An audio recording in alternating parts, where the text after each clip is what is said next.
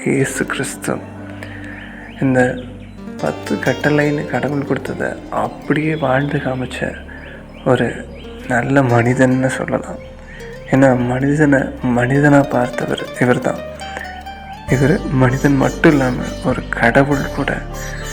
அதுக்கு தான் அவரை அந்த 10 கட்டளையும் ஒரே கட்டளையில் நாம் நிறைவேற்றலாம்னு சொல்லி அன்பை பெரிய கட்டளையை கொடுத்துருக்காரு.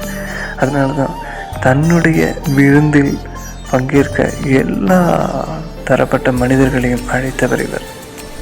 தன்னை நேசித்தது போல தன் அயலானை நேசிக்க கற்றுக் கொடுத்து அதை வாழ்ந்து காமித்து நமக்கு ஒரு உதாரணமாக திகழ்கிறார்.